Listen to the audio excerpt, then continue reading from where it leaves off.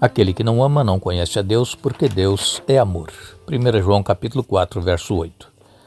Aqui estamos juntos para estudarmos a Bíblia. Agradecemos a Deus por este dia, por estes momentos. Agradecemos a todos vocês que estudam conosco, a todos que compartilham esses estudos com outras pessoas, a todos que são inscritos no canal Hora Tranquila no YouTube, que clicam no dedinho de joinha, e também a vocês que nos escrevem dizendo de onde estão acompanhando. Mandamos aqui um alô especial para Ana Lu Neves, de Manaus, parabenizando o filho Alexandre Neves, completou mais um ano de vida.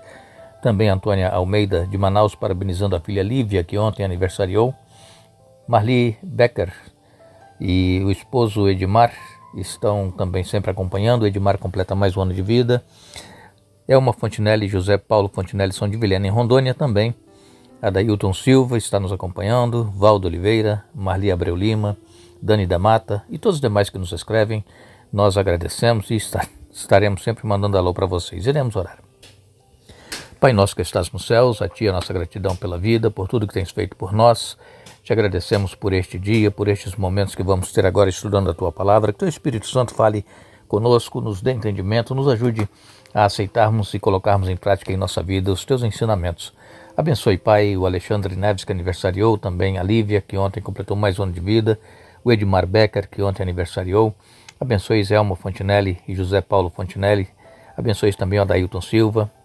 Abençoe a Valda Oliveira, Marli Abreu Lima, Dani da Mata e todos os demais, Pai, que nos escrevem pedindo orações.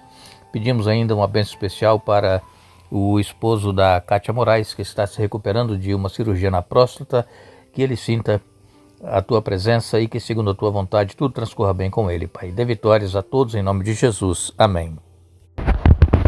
Louvamos a Deus por podermos estar junto com vocês. O carnaval passou, graças a Deus. Estamos bem e vocês estão bem. Tudo transcorreu bem. Eu quero agradecer a todos vocês que nos responderam onde vocês estavam, o que estavam fazendo, onde vocês iam, né, no retiro do carnaval, se ficavam em casa. E muitas pessoas interagiram conosco e nós agradecemos. Mandaram fotos de sítio, fotos de locais onde estavam acampados e louvado seja Deus pela vida de vocês. Eu pergunto agora a vocês, quem tem uma bênção para agradecer a Deus? Tem algum motivo? Tudo está bem com vocês? Com a família? Que podem também comentar aqui no YouTube, colocando os seus agradecimentos.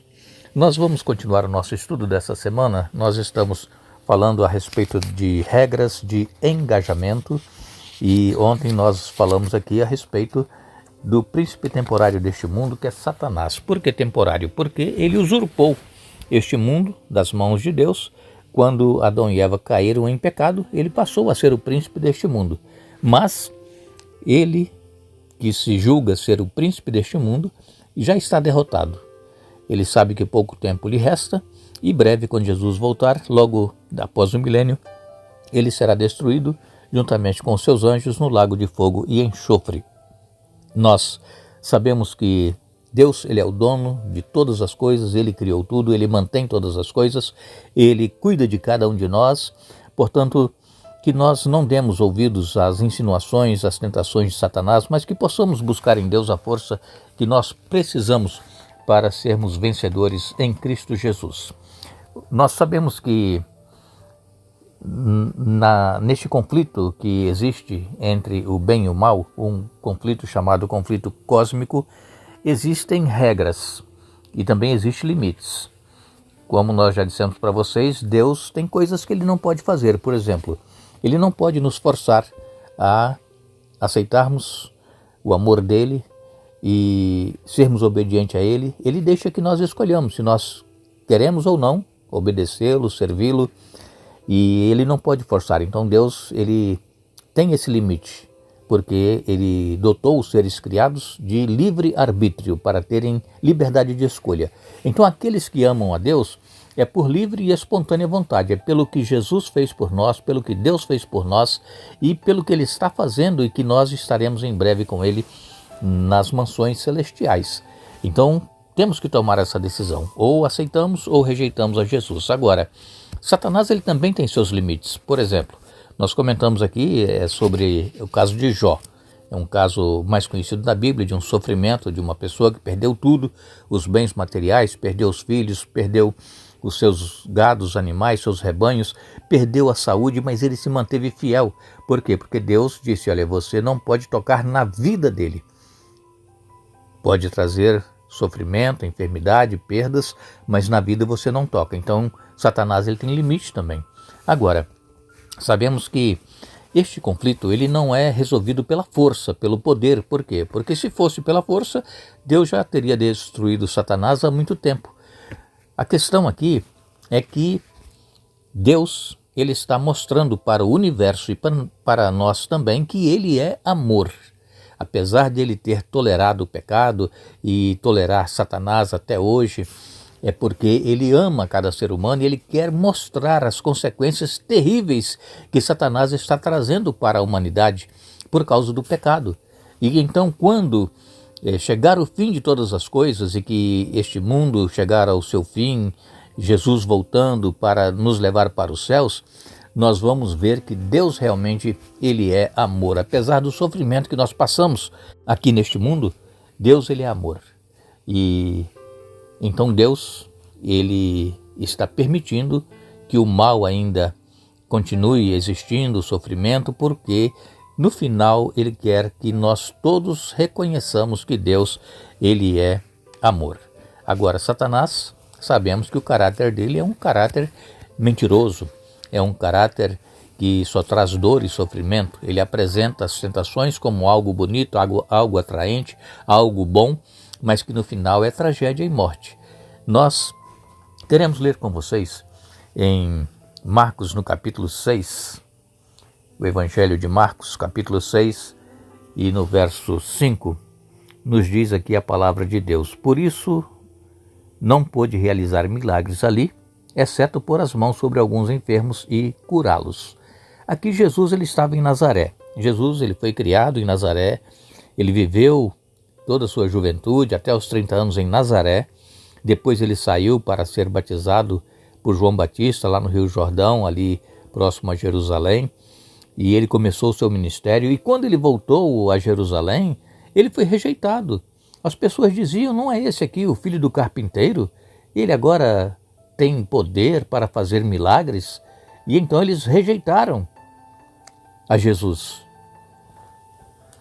Às vezes acontece também conosco, alguém que é criado em nosso meio e nós vemos crescer e essa pessoa ela começa a se desenvolver espiritualmente, se aprofundar na palavra, viver aquilo que realmente crê e às vezes nós criticamos, nós não aceitamos, mas esse aí é fulano, esse menino aí eu vi ele nascer, eu vi ele crescer e agora ele está aí, olha, pregando, mas sabemos que na nossa terra, na nossa pátria, às vezes nós não somos valorizados, assim como Jesus também não foi. E Jesus então não pôde realizar muitos milagres ali em Nazaré por causa do preconceito, porque ele era filho do carpinteiro, filho de José e Maria, e então Jesus teve ali o seu poder de curas e milagres limitado, sem poder realizar por causa da incredulidade dos moradores de Nazaré. Também em Marcos capítulo 9 e no verso 29, Jesus ele disse, essa espécie só sai com oração e jejum. Aqui nós encontramos aquela história de um pai que levou um menino para que os discípulos expulsassem um espírito maligno daquele menino, mas os discípulos não conseguiram expulsar o espírito maligno. E então esse pai ele foi até Jesus e Jesus perguntou há quanto tempo isso acontecia e o pai disse desde quando ele era pequeno. E então muitas vezes o espírito lança no fogo, lança na água, tenta matá-lo e o pai pediu, tenha misericórdia de nós e ajude-nos. E então Jesus ele disse, tudo é possível àquele que crê. E então no mesmo instante o pai respondeu, eu creio. E Jesus então, ele vendo que aquela multidão ia crescendo, aumentando ali as pessoas, Jesus repreendeu o espírito impuro e esse espírito ele que impedia o menino de ouvir e falar, Jesus ordenou e ele saiu e nunca mais esse espírito entrou naquele garoto. Então o pai perguntou, mas por que os discípulos não conseguiram? Eu pedi para que eles expulsassem esse espírito e Jesus disse, olha, essa espécie de demônio só sai com o espírito de oração e jejum. Então, irmãos, nós poderemos também realizar milagres, mas nós precisamos nos consagrar a Deus. Nós precisamos jejuar, nós precisamos orar, nós precisamos ter uma vida de comunhão com Deus. Não é de qualquer maneira, eu vou ali, vou expulsar esse demônio, eu vou ali, vou curar essa pessoa. Não é assim. Nós temos que ter uma vida consagrada, assim como Jesus tinha. Jesus, ele vivia as madrugadas em oração no monte e ele buscava em Deus o poder para ele poder realizar esses milagres. E então nós podemos também, pela graça de Deus, ter esse poder, mas nós precisamos de muita oração e consagração e jejum. Nós lemos em Romanos capítulo 8 e no verso 18, Romanos capítulo 8, verso 18, Paulo escreveu: considero que nosso sofrimento de agora não é nada comparado com a glória que ele nos revelará mais tarde. Então muitos de nós passamos por momentos de dor, de sofrimento, mas, como diz Paulo aqui, nada é comparado, nada, com a glória que será revelada mais tarde. Sim, nós que queremos fazer a vontade de Deus, passamos por momentos de dor, de sofrimento, e às vezes nós não entendemos porquê, mas vamos sempre ter em mente que o sofrimento é causado por Satanás. Ele quer ver a nossa derrota, ele quer ver nós blasfemando contra Deus, mas se nós perseverarmos com fé, mesmo no sofrimento, como muitas pessoas nos escrevem pedindo, que estão passando por enfermidades terríveis e sofrendo, continue perseverando, confiando em Deus, porque, como diz Paulo aqui, o sofrimento que nós passamos aqui não é nada comparado com a glória que será revelado quando Jesus voltar. O apóstolo João, em João capítulo 21, versos 3 e 4, ele disse: ouvi uma forte voz que vinha do trono e dizia: vejam, o tabernáculo de Deus está no meio do seu povo. Deus habitará com eles e eles serão o seu povo. O próprio Deus estará com eles. Ele lhes enxugará dos olhos toda lágrima e não haverá mais morte, nem tristeza, nem choro, nem dor. Todas essas coisas passaram para sempre. Aleluias. Glórias a Deus. Irmãos, sofremos muito aqui neste mundo. Gostaríamos de ter certas coisas que nós não conseguimos. Às vezes é uma perda de um bem material, às vezes é uma perda de um ente querido, às vezes é uma própria enfermidade que nos sobrevém.